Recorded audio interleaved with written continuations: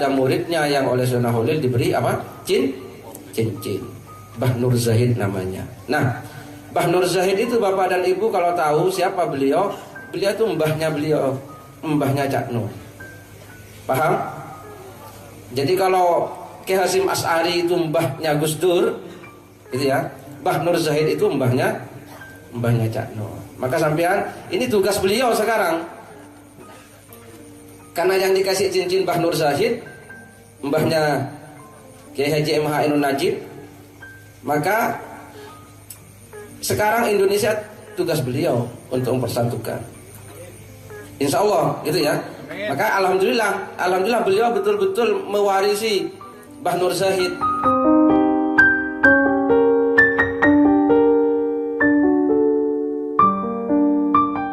Kita kadang ya ning Indonesia iki ana panembahan loro sebelum kemerdekaan. Satu namanya Cokroaminoto, kuwi gurune Bung Karno, Bung Hatta, Tan Malaka. Semua tokoh nasional ana sing dadi PKI, dadi Masumi, dadi TNI, kuwi kabeh muridé Cokroaminoto. Terus ana meneh panembahan jenenge Syekhona Khalil. Syekhona Khalil duwe murid-murid yo ampuh-ampuh. Nek muridé sapa Cokroaminoto itu mempersiapkan sistem negara, nek muridé Syekhona Khalil mempersiapkan kebudayaan dan kemanusiaannya, peradabannya. Yo, pertama muridnya pertama Kiai Romli, kelak menjadi Kiai Romli disangoni pisang emas untuk menunjukkan kowe iki nek arep duwe agama tenanan, iso sedekah, iso mbangun negara, kowe kudu nyambut gawe tenan kaya Pak Dalimin dan cucu-cucunya, anak dan cucunya. Jadi pisang itu lambang dari kemakmuran ekonomi. Kalian nek iso kudu 3 tahun meneh kowe wis padha sugih karo Cina. Mulai saiki 10 tahun meneh kowe ngalahke Cina sugihmu. Supaya makommu makom sedekah. Dadi aja pengen sugih, pengen sedekah. Ngono ya. Kan nek arep sedekah kan apa syaratnya? Lah iya, dadi aja pengen sugih pekok kowe. Pingin sedekah. Dadi kowe nek ngadi ta kowe. Kowe aja ya Allah berilah istri ora, ya Allah aku ingin menggendong bayi. Syaratnya ben gendong bayi apa? Duwe bojo. Akhirnya Gusti Allah ben kowe iso gendong bayi ngekeki kowe bojo. Nek kowe njaluk ya Allah berilah istri, engko ditakoni meneh nggo ngopo? Ya lah. Engko repot suwe engko pertanyaane. Mending kowe langsung ya Allah saya merindukan menggendong bayi. Akhirnya kowe dikai bojomu carane dungae nganggo politik. Nganggo siasat ya. Jelas ya? Oke. Wes, pisang emas. Kemudian wong urip ora cukup ning panganan, ora cukup ning harta benda. Harta benda itu bukan yang utama dalam hidup. Yang paling utama adalah ilmu, kebudayaan dan peradaban. Maka Syekhona Khalil nyangoni 2 orang muridnya, santrinya, 1 Hasyim Asy'ari, nomor 2 Darwis Ahmad Dahlan. Dikai kitab. Maka akhirnya berdirilah Nahdlatul Ulama dan Muhammadiyah. Tugasnya adalah nyinaoni masyarakat ben siap urip nganggo ilmu sing tenanan. Ngono ceritane ya. Ada pewarisan berikutnya nanti Pak Muzamil biar yang menceritakan. Saya loncati. Ada yang ketiga nanti Pak Muzamil. Saya loncat ke yang keempat. Ada 2 orang Cina sing cinta Indonesia dan percaya kepada ulama-ulama, datang ke Bangkalan berguru kepada Syekhona Khalil. Ya. Terus pokoknya Syekhona Khalil ngomong kowe iki cocoke dagang sing urusane karo mbako. Wong loro kuwi. Akhire ning mbakone kudu mbako Madura ngono kuwi. Makanya dibaca meneh. Si Samsu nih. Di Samsu. Dibaca. Tembakau Madura. Nah, dibaca. Yang di belakangnya. Ora sing maca kowe. Umur piro kowe? Maksudnya meripatmu wis ora iso maca cilik kowe. Waduh, ini tak waca niki. Rokok ini memakai tembakau berkualitas tinggi dengan tembakau Madura yang manis baunya dan tembakau Amerika yang harum dicampur dengan cengkeh terpilih yang rajangannya halus dan saus khusus yang sama dari generasi ke generasi supaya sejarah cita rasa tinggi tetap terjaga. Ini syarat Syekhona Khalil ndawuhi wong loro kuwi, Cina loro kuwi ben gawe rokok dodolan mbako tapi kudu mbako Madura. Mergo Syekhona Khalil itu tokoh NU, dae Pak Ahmad tokoh ulama yang nanti salah satu-satunya mendirikan Nahdlatul Ulama, maka si salah satu Cina ini kedua-duanya dodol mbako. Sing siji Samsu, sing siji Bismillahirrahmanirrahim. Nah, iki ra ngerti ta kowe ya, ora tau krungu ya. Wah, kowe parah kowe. Anyar. Bismillah itu jenenge Cina to. Cina ya bismillah ya angel to ya, cangkeme ya bismillah. Bismillah. Karepe iki bismillah. Ya kan ning mergo cangkeme angel ya to. Wong zaman Orde Baru Cina iki ana sing Cina merantau dari RRC ke sini iki mlebu rene iki mengeluh setengah mati mergo kudu melu. Begitu dia harus jadi warga negara, syaratnya susah dia penuhi. Dia harus milih Golkar apa PDI apa P3. Dia bingung. Loh kenapa bingung kok? Hanya bingung saya. Saya mau ikut Golkar potong jalan, jadi gusuran.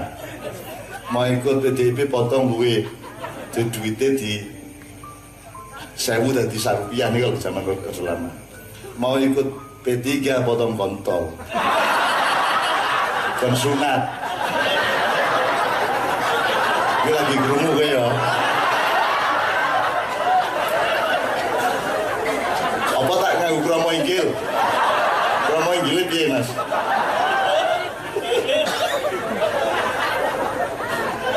Jadi angel, jadi tak baliknya bismillah, jadi bismillah supaya takzimnya ditunjukkan kepada Syekhona Khalil. Gambarnya di rokok bismillah itu ada orang tua pakai teken, itu maksudnya Syekhona Khalil. Ayo mulai sesuk tuku kowe. Itu. Jadi panembahan kita itu mempersiapkan seluruh sisi, seluruh segi dari Indonesia ini. Ono sing negarawan, ono sing politisi, ono sing intelektual, ono sing budayawan, ulama, pengusaha, sampai tingkat rokok dan konsumsi. Nah, itu jenis menek blimbing. Ya, jadi untuk itu mari kita tunggu bagaimana Allah sedang menyiapkan rahasia-rahasia yang akan satu persatu dibuka oleh Allah pada hari ini dan hari-hari atau bulan dan tahun-tahun berikutnya. Nah, Pak Muzamil akan membayar utang saya yang tadi mengenai ada pewarisan Syekhona Khalil, pisang emas, kitab. Nah, kemudian yang rokok bismillah sama di Samsu, tapi ya saya kira lali sing kan wis putune wis sing saiki duwe di Samsu ya wis lali nek biasa usul lagi. Konsumen pertama di Samsu itu ya Nahdiyin, makanya pakai bintang 9 itu karena yang akan dijanjikan untuk sering beli itu mulane wong NU kan ya cirine Kiai Muhammadiyah karo Kiai NU kan nomor 1 rokokan karo ora rokokan gitu. Gitu kan. Nah, Pak Muzamil akan menceritakan mengenai yang sifatnya merangkum apa urusan negara yang kacau, urusan kebudayaan yang penuh pelunturan dan seterusnya. Nah, Pak Muzamil silakan bercerita mengenai pewarisan berikutnya dari Syekhona Khalil. Bapak dan Ibu semua, tadi sudah disampaikan Syekhona Khalil Bangkalan itu ya salah seorang kekasih Allah Subhanahu wa taala yang punya murid terus dikasih sangu bermacam-macam gitu ya. Ada satu yang oleh beliau tidak diceritakan karena mungkin beliau gak enak kalau menceritakan sendiri, maka saya yang menceritakan. Jadi kalau Kiai Romli dikasih pisang, Kiai Hasyim Asy'ari dikasih kitab, Kiai Ahmad Dahlan dikasih kitab. Ada lagi seorang murid beliau yang namanya Mbah Nur Zahid, Kiai Nur Zahid. itu dikasih cincin oleh Sayyidina Khalil. Ya. Paham cincin kan? Ya. Cincin itu untuk mempersatukan, untuk mempertemukan, untuk mempersaudarakan. Karena ini ada yang membidangi ekonomi, membidangi Cokro Aminoto politik, ada yang membidangi ilmu pengetahuan, kebudayaan, NU dan Muhammadiyah. Ini kan nggak boleh jalan sendiri-sendiri dan nggak boleh benarnya sendiri-sendiri. Ini harus menjadi sebuah orkestra seperti Kiai Kanjeng ini. Ini berbeda-beda tapi menjadi sebuah orkestra. Nah itu harus ada yang bisa mempertemukan satu sama lain. Maka ada muridnya yang oleh Sayyidina Khalil diberi apa? Cincin. Mbah Nur Zahid namanya. Nah, Mbah Nur Zahid itu bapak dan ibu kalau tahu siapa beliau, beliau itu mbahnya Cak Nur. Paham? Jadi kalau Ki Hasyim Asy'ari itu mbahnya Gus Dur, gitu ya. Mbah Nur Zahid itu mbahnya Cak Nur. Maka sampean ini tugas beliau sekarang. Karena yang dikasih cincin Mbah Nur Zahid, mbahnya Kiai Haji MH Ainun Najib, maka sekarang Indonesia tugas beliau untuk mempersatukan. Insya Allah, gitu ya. Maka alhamdulillah beliau betul-betul mewarisi Mbah Nur Zahid. Beliau tidak bisa mempersatukan berbagai agama, ya kan? Mbak-mbak, beliau tidak pernah mengkafirkan orang, gitu ya. Orang Hindu, orang Buddha bukan orang kafir menurut beliau, gitu ya. Orang Kristen, orang Nasrani bukan orang kafir. Ojo, jangankan hanya perbedaan antara sesama Islam. Orang Hindu itu orang yang sedang mencari jalan, kata beliau, dan urung ketemunya Tuhannya baru itu. Orang Buddha yang ketemunya itu, kan gitu loh. Maka beliau sering menganalogikan ada agama cengkir, ada agama belulu, ada agama degan, ada agama kelapa. Nah, itu proses. Jadi bukan untuk dikafirkan, tapi masih dalam proses. Ini Mbah Nur Zahid, karena Mbah Nur Zahid itu dibawain cincin, maka beliau ini kita tidak membeda-bedakan ini NU, ini Muhammadiyah, tapi ini ditempatkan pada tempatnya masing-masing. Muhammadiyah itu sangat perlu kehadirannya, gitu ya. Karena tanpa Muhammadiyah Indonesia kurang Indonesia, ya enggak? Kurang ya, gak ada Muhammadiyahnya itu kan begitu. Gak ada NU juga, ya kurang. Berarti Indonesia tanpa NU apa enak? Nah gitu ya. Gak ada Wahabinya ya juga gak enak juga. Maka juga gak apa-apa ada Wahabi. Dan besok akan berkunjung ke Indonesia itu Raja Arab Saudi ya gak apa-apa. Kan begitu ya. Yang penting itu bisa ditempatkan pada tempatnya masing-masing. Wong urip itu harus ada gasnya, ya harus ada remnya. Gas penting, rem penting, rating penting, dan semua itu penting. Yang penting itu harus ada yang bisa merangkai semua itu dalam suatu tujuan bersama, dan itu cincin. Dan itu yang dilakukan oleh beliau. Maka beliau ini siapa yang tidak bisa dengan beliau? Gitu ya. Ini tiap malam dengan orang kecil begini sama-sama. Tapi sewaktu-waktu orang penggede itu juga minta pendapat beliau. Bagaimana Kapolri pertamanya melarang aksi 212 di mana? Di jalan raya, bukan di Monas, di jalan raya. Terus Gus Mus bilang itu bid'ah besar, terus diserang oleh teman-teman. Sampai Gus Mus dikata-katain dengan padahal itu kata-kata Gus Mus baru koma. Gus Mus itu bilang bid'ah besar. Dikira itu, padahal bid'ah itu kan ada 5, kan belum dijelaskan. Ini bid'ah yang mana Gus? Pastinya kan begitu. Bukan langsung reaksi. Loh, Gus Mus piye? Nah, itu.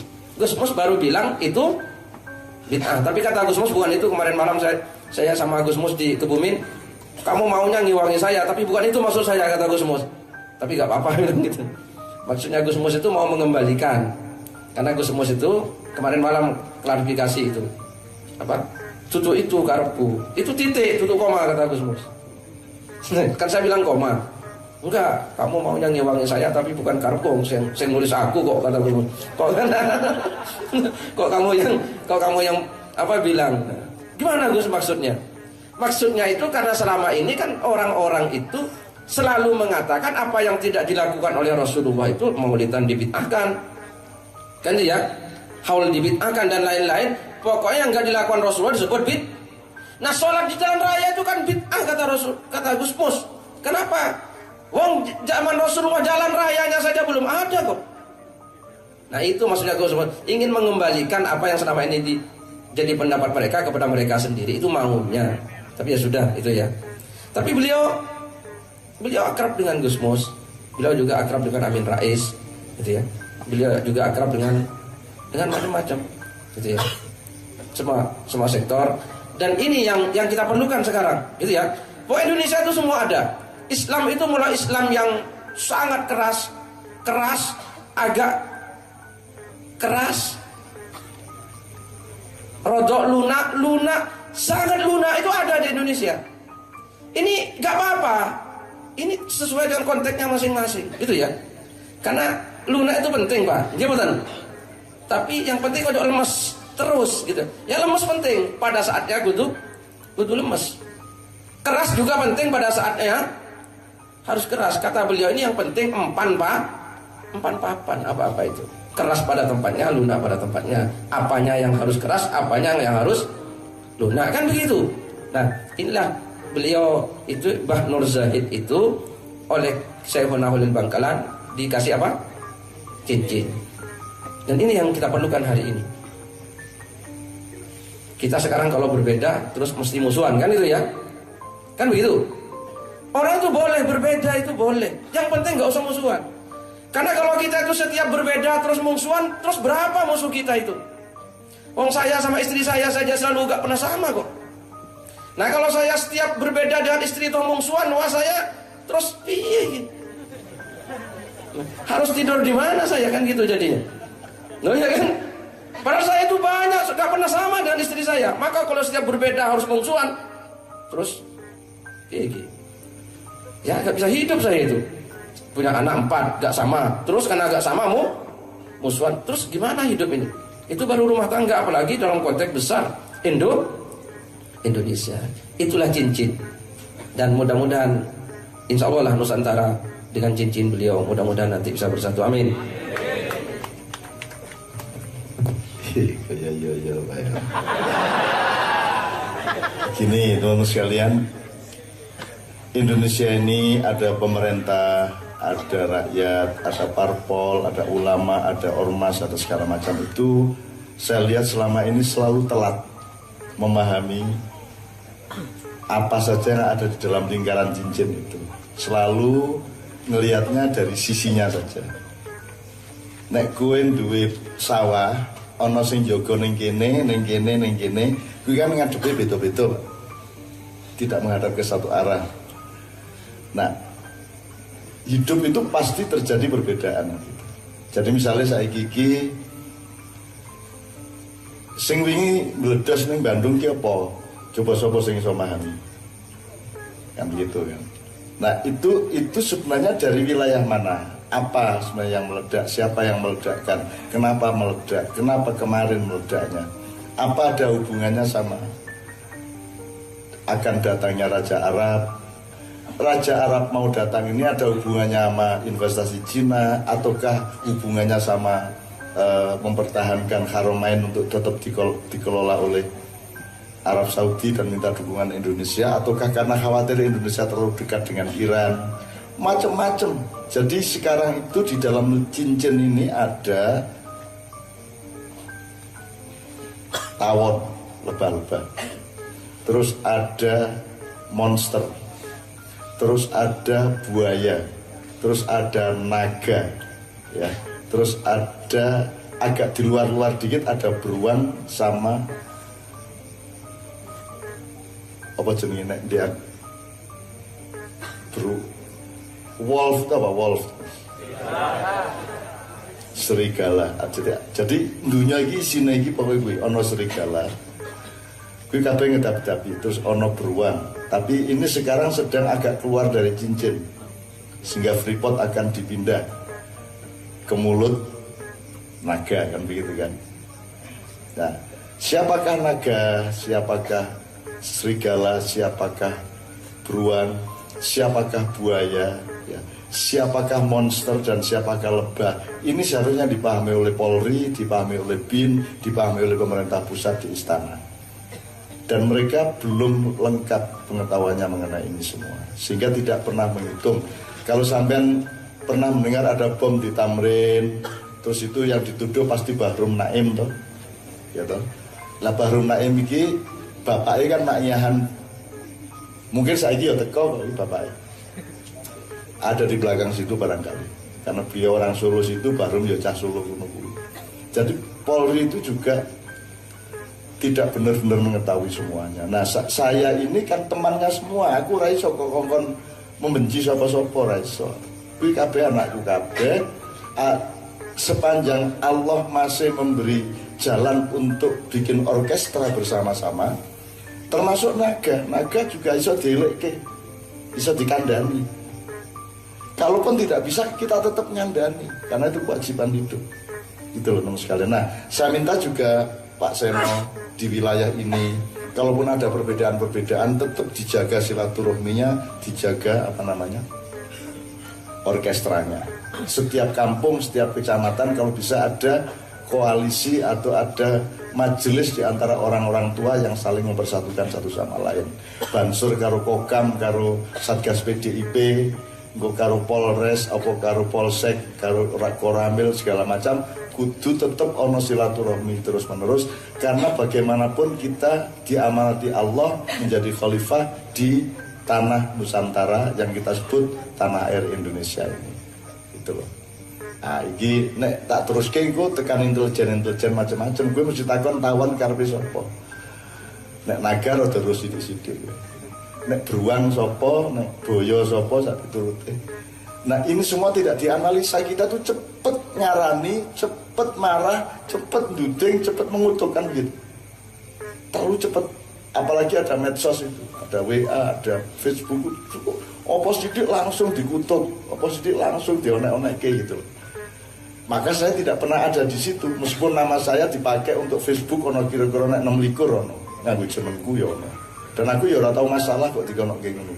Aku tidak bisa dirugikan oleh siapapun. Karena rugi dan tidak rugi itu hanya berparameter perkenan Allah Subhanahu wa taala. Kalau Allah berkenan sama saya, berarti saya tidak sial. Kalau saya sial di dunia tidak ada masalah. Karena dunia bukan pedoman dan bukan parameter dari hidup kita. Jadi jenengan ojo gampang nolongso karo awak jenengan, yo ojo gampang ngonek-ngonek ke sopo-sopo. Kira-kira begitu. Ini berlaku nasional sampai lokal, sampai keluarga. Nah, anak-anak saya ini yang nanti akan menjadi cincin besar. Anak-anak Ma'iyah akan menjadi cincin besar. Anda yang akan punya kematangan kedewasaan untuk mempersatukan mereka, untuk dondomono julumatono kanggo sebo mengko sore, gitu ya.